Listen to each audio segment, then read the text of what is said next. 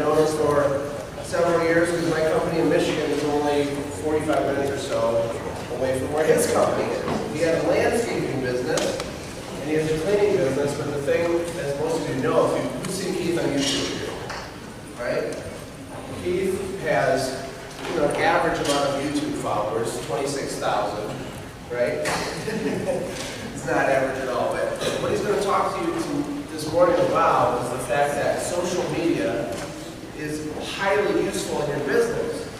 And the world's changing, and you can be left behind. And he's an extreme example of a guy who films himself all over the place, and people know him forever. In fact, I had 6 people just yesterday come up to me and say they flew across the country to be at this event specifically because of Keith Kalfas, which is amazing. I mean, that's great. And I think the reason people connect with him is because he's raw, he's real, he makes videos about all the pain and suffering and all the other stuff that's going on. He doesn't just try to look polished and shiny, but he's not going to teach you how to be a YouTube superstar. Really, that's what he is. You can use this in your business big time. And so he's going to go through that. He's the expert on that. I think I have 7 YouTube subscribers. So I'm working on catching up. And Keith is a 100% genuine guy, extremely passionate about what he's going to talk about. So, Keith, welcome. Thank you. Thank you. Thanks, man. Appreciate it very much.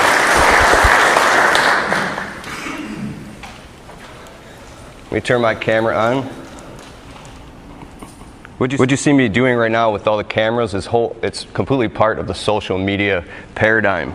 And you kind of have to throw your heart over the bar and jump into the unknown, and it's scary and all that stuff because you get to the point where you can start to see what others can't around you. So, check. I'm actually wired up with 3 mics right now. 1 for my personal, 1 for the event, and then 1 for that camera. We actually have 6 cameras in the room recording. And then after this event, I'll be going and editing the whole thing down and maybe using it for a product, using it in a YouTube video, using it in something that can be repurposed infinitum. And I want to tell you something real quick about this time travel theory that hit me when I hit 100,000 views a month online on YouTube. The first thing that happened is I woke up in a panic attack because I was like, oh my God, 100,000 people are watching my life, my business. They're scrutinizing me. It felt like I was being, kind of hung up on a cross and put under a magnifying glass. And I had nobody to reach out to and nobody to talk to in the situation. So behind the scenes of YouTube, it feels like you're kind of like walking all alone by yourself in this thing that you don't know. Should I stay? Should I go? Should I go farther? Should I go deeper? And then I began to realize that it's a completely conscious choice. I don't know if anybody ever heard of Geek to Freak in here in the lawn care community? A couple guys.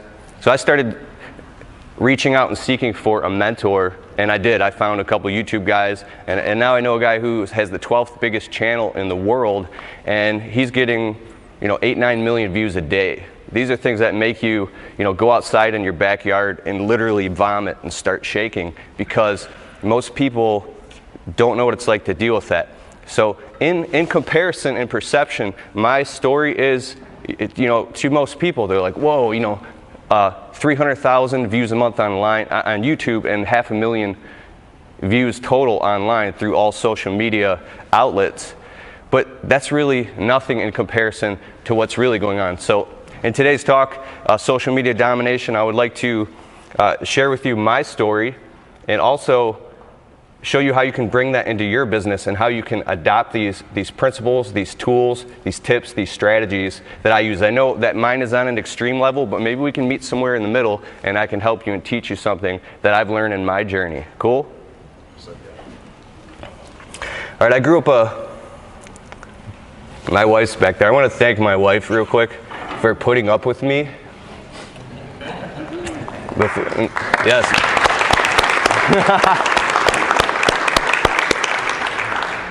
Just to get right into it, I do like to get raw. I like to speak from the heart and be vulnerable. I like to listen to a lot of TED Talks, and there's an author by the name of Brene Brown, and she has a book called The Power of Vulnerability. Has anybody read this? So check it out. Check out the TED Talk sometime when you can. It's about literally going out into the open and exposing your deepest fears and vulnerabilities and talking about those things, because what they do is they create an opening. They create something that people can step into, a sense of trust, because there is an I space, which would be a first stage conscious space. It's all about me, get, and that can really happen when you're in the flat broke paradigm of trying to, make ends meet, trying to pay your bills. The second stage would be a fairness and a functionality. That's we. That's more ethnocentric, where everybody else is involved. But the third is when you step out in vulnerability and you start opening up and saying, hey, I want to do what's right regardless of what it does for me. Let's do what's right for others. So I started walking around, videotaping myself, and talking about the things that I was going through in my business. I've got a couple notes here, because I got a lot I want to share with you. So one second.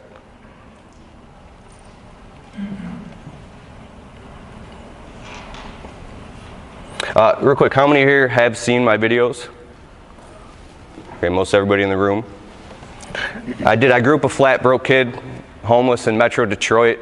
We lived in homeless shelters at times. I remember sleeping in a car with my mother, and powdered eggs, powdered milk, pancakes for 3 months straight, almost getting taken away by the state several times. And I remember her starving and saying, no, it's okay, Mom already ate, and things like that. And I didn't know as a kid, but as I grew up, I started to realize, we were legitimately poor. By the age of 18, I had already ran away. By the age of 14, I was sleeping on couches. At 18, I thought the secret to success was to work 3 jobs and work myself into the ground. So I'm working 3 $10 an hour jobs, coming home flat broke. Well, at that time I was making decent money working 3 jobs, but I had no life. I was collapsing on my apartment floor, things like that. But it wasn't the secret to success. I found a guy named Tony Robbins. Does anybody listen to him? So I was doing lawn care, right? Doing lawn care, working myself into the ground, and I discovered audiobooks. I didn't have time to read. I love to read. But does anybody here read audiobooks? Yes. And a lot of personal development, self-development stuff. I became absolutely obsessed by the age of 17, 18, 19, all through my 20s. By the time I hit 27, I had read over 300 books on audio behind a lawnmower, behind a weed whip, behind dripping in sweat. I would ask the other guys, hey, what do you listen to? This guy's listening to like Lil Wayne or Master P or listening to Snoop Dogg, and I should understand that stuff is motivating, but I started watching progress happen in my thinking. Not in my finances and not in my physical, tangible life, but I was noticing progress happening personally in me, in my heart, and what I was able to see in the world, because the audiobooks were like standing on the shoulders of giants. But something interesting happened after about 300 books. I'm 27, still stuck in a dead-end job, making just enough to make the bills, and I said, I don't understand. All these books are talking about, how to be a millionaire. It's like standing on the shoulders of giants, how to become successful in anything. Brian Tracy, Zig Ziglar, Deepak Chopra, Wayne Dyer. I got deep into the metaphysical stuff, the meditation, and it was great. There was moments when I was working on properties where I actually felt like I was like hovering above the job site in a state of complete tranquility because of Eckhart Tolle, things like that. Anybody ever listen to Eckhart Tolle? The Power of Now, amazing book. If you're going through any suffering in your life, you're going through anxieties or things that are, just driving you insane that you can't let go of, listen to some Eckhart Tolle. He'll get you into a state of calmness and presence. It's beautiful.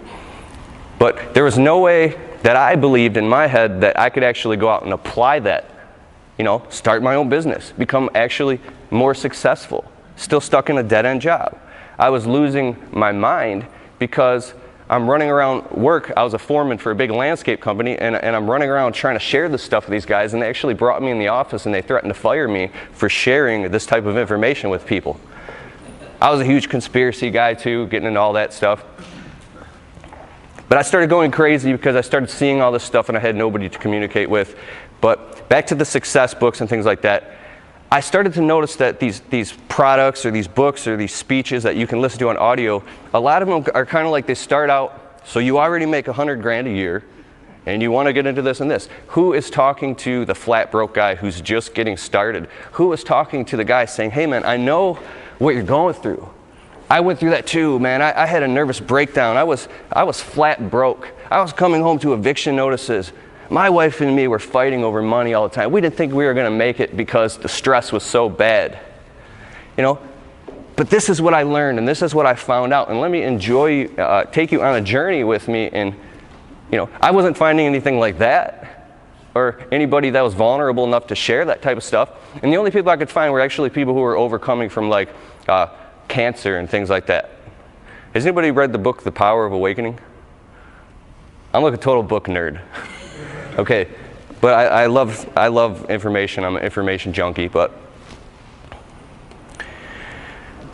so 27, I got fired from that job. It was the best day of my life. They took me in the office, they sat me down, and they tried to force me to sign a contract. And they were saying, what the hell are you doing shooting YouTube videos at work on client property in a company shirt? I couldn't help it. I wanted to do it so bad. I wanted to get this information out. Best day of my life. And the next best day of my life is when I met and I married my wife, Ashley. So there I am. I'm jumping around, dead-end lawn care jobs. We're in a small one-bedroom apartment, cramped up, extremely stressed out, and there's an eviction notice on the door, and that thing's sitting there. You know, we have 30 days to pay the rent, or we have to vacate the property. At this time, I had gone out, I had posted ads on Craigslist, started doing side jobs after work in my crappy little $10 an hour lawn care job, and I was starting to go out and make more money on the side than I was at work full time. And within 6 weeks, I completely left my job just by posting ads on Craigslist. It was amazing. We started to get the bills paid. The eviction notice went away, and everything was okay, but I knew the winter was coming. Who here gets snow in the winter? Okay, most of you. Do a lot of you plow snow? Okay, cool. And then what does everybody else do that gets snow that doesn't plow snow? Christmas lights. Snow ski. Cool. So I was used to plowing snow, collecting unemployment from a big company. I knew nothing else but, you know, landscaping. Now I'm getting a window cleaning here. There was nothing else that I could do.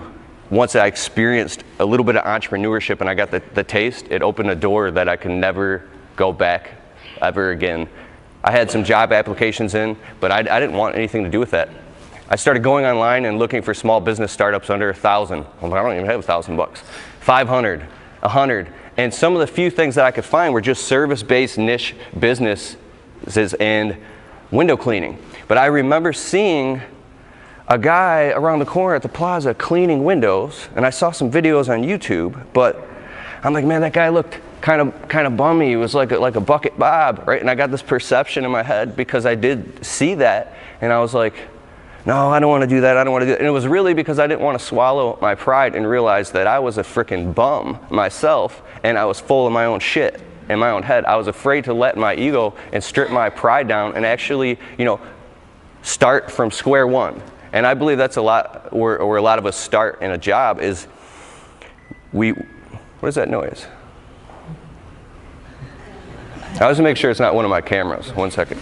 Oh, it's my wife. Cool.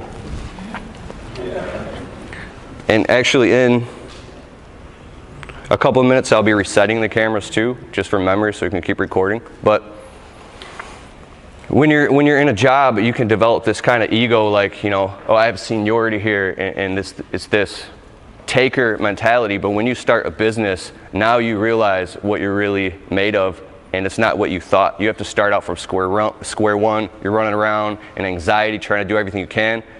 And that's where I started. I ran to Home Depot, I bought a scrubber, a squeegee, and I started going up and down to strip malls and plazas and, you know, saying, hey, my name's Keith, I own a local window cleaning business. I was totally scared, right? And I was lying because I didn't. Do you have anybody that cleans your windows? Yeah, we already have somebody, get out of here, you know. I'm like, but your windows are dirty. And I'm like, if their windows are dirty, how come they don't want them cleaned? I don't understand, right? But We're flat broke. Eviction notice is now back because it's winter. I'm not collecting unemployment, not plowing snow, and we have 6 days now to pay our bills or vacate the premises. I'm literally feeling worthless. I'm feeling like a piece of crap. We're going to end up living in my wife's basement. I mean, this was the worst experience ever. Has anybody ever been in like anxiety so bad? It's called like the dark night of the soul, the deepest part of your life where you're so like broke, you feel desperate and you're scrambling and you can't stop shaking all the time. Like that's exactly where I was at. So, you know the whole fear and incentive motivation? The fear and motivation pushed me to go out in the freezing winter. We're talking like snow and ice on the ground, water would freeze on the windows, and start selling because there was no back door. There was no safety net.